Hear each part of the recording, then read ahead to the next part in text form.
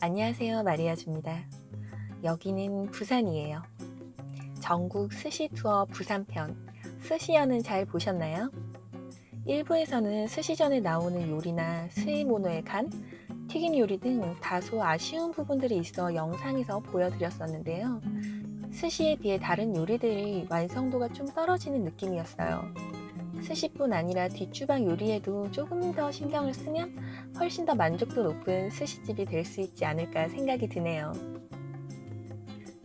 부산 스시연의 스시는 제가 생각했던 스타일이 아니라 좀 당황스러웠는데요.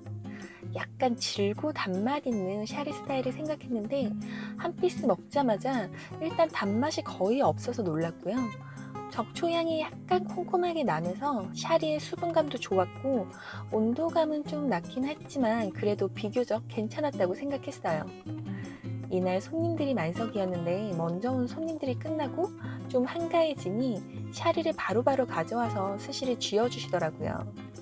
역시 온도감이 올라가면서 초향도 더 느껴졌고 샤리의 상태가 더 좋아져서 맛있어지기 시작했는데요. 2부에서는 다양한 히카리 모노부터 제가 제일 맛있었다고 생각했던 이날의 베스트까지. 자, 그럼 오늘도 부산 스시연의 디너 오마카세 본격적인 스시 들어갑니다. 기스라는 보리멸이 나왔어요. 보리멸은 덴뿌라 전문점에서 튀김 요리로 자주 볼 수 있는 재료인데요. 다시마에 절이는 곰부짐의 방식을 했다고 하던데 설명을 듣고 음식을 먹으면 훨씬 더 집중되고 느낄 수 있는 것 같아요. 다시마 향이 은은하게 느껴지면서 탄탄하고 응축된 식감이라 좋았어요.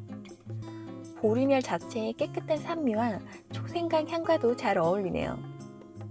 보리멸을 아직 드셔보지 못하셨다면 식감이 비슷한 느낌의 핫꽁치가 떠오르네요. 이번에는 봉초밥, 보우즈시예요. 제 순서가 아니라 먼저 온 테이블에 보우즈시가 준비됐는데요. 나중에 먹으면 맛이 좀 떨어질까봐 저도 바로 달라고 부탁을 했어요.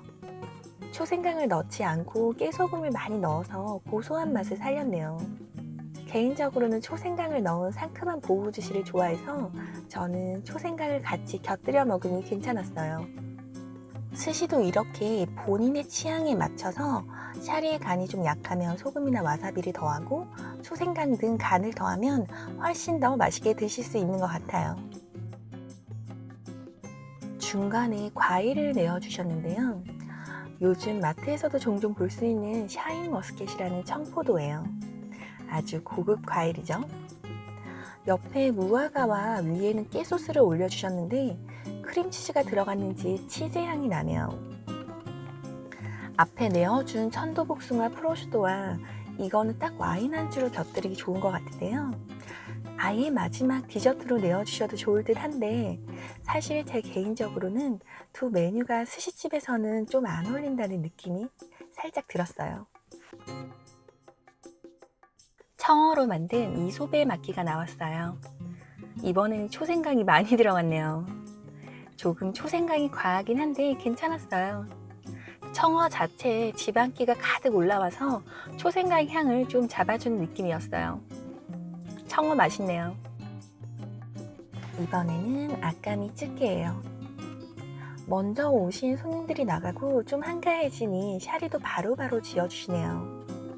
앞전까지 먹었던 샤리보다 온도감도 좀 올라가고 전반적으로 좋아진 느낌이에요.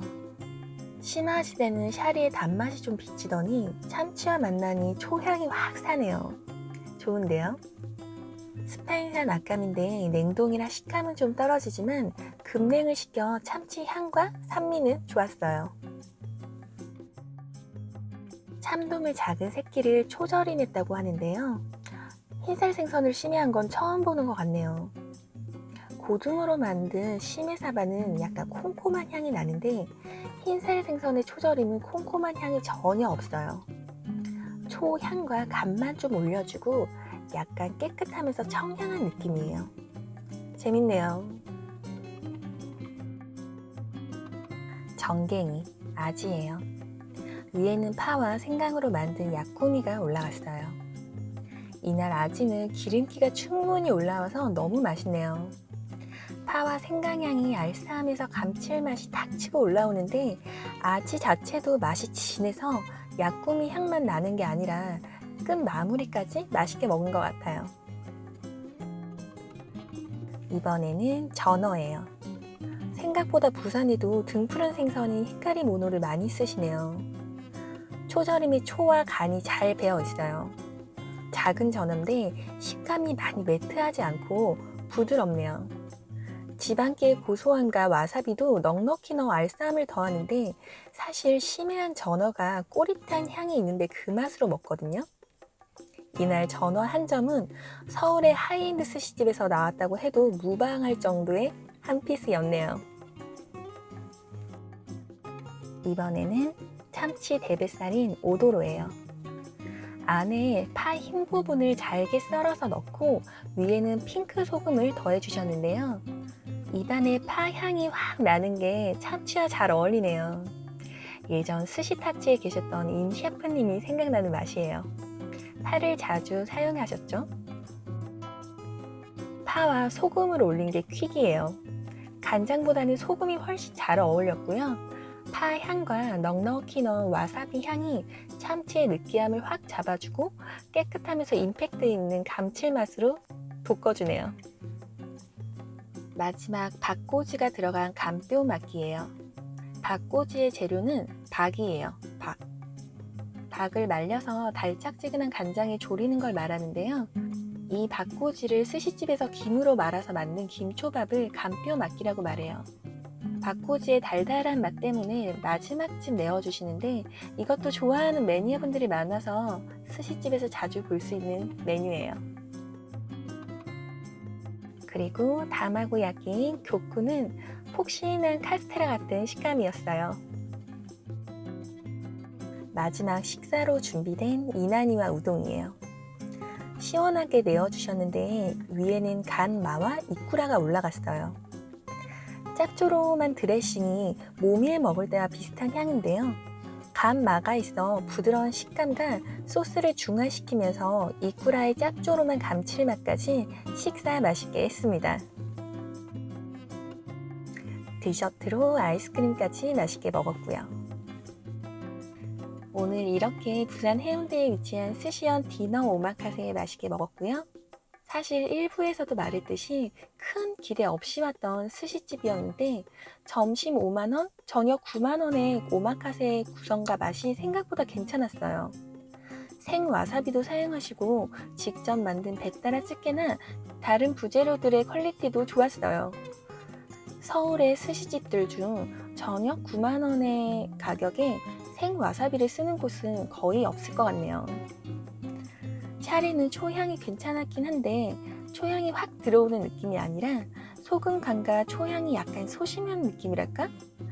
넣을까 말까 조심스레 간을 한 느낌이 들어서 셰프님께 여쭤보니 초창기 때는 스시인에서 쓰는 동일한 식초를 사용해 비슷한 느낌으로 오픈을 하셨다고 하더라고요. 그런데 너무 강한 샤리에 대한 손님들의 반응이 좋지 않아서 지금은 어느 정도 타협을 해서 샤리를 만드신다고 하네요. 저는 그 말을 듣고 보니 오픈 때 샤리가 너무 궁금해집니다. 다양한 해산물의 천국인 부산이 스시의 불모지라는 점이 좀 아이러니하지만 이제 부산에도 전통 스시집들이 하나둘 생겨나는 추세라 앞으로 다양한 가격대와 컨셉의 스시집들이 생겨나길 바라는 마음이네요. 문득 제 구독자분 중 일본 레스토랑 플랫폼 사업을 하시는 유사조라는 분이 남겨주신 댓글이 떠오르는데요. 스시야만큼은 일본에서도 계보를 많이 따지지만 한편으로 지방의 작은 도시에서 본인만의 스타일의 스시로 전 세계의 구르메 헌터들을 불러들이는 계보의 창시자들을 발견하는 것도 무지 흥미롭다는 댓글이었는데요. 우리나라의 지방 곳곳에도 자신만의 독창적인 방식의 음식점들이 생겨나 전국의 구르메 헌터들을 불러들이는 곳이 생겨나는 흥미로운 상상을 해봅니다. 네, 오늘 스시연에서 2만원 디너 오마카세 먹었고요. 다음번에 또 마리아주의 맛있는 미담에서 만나요. 빠이.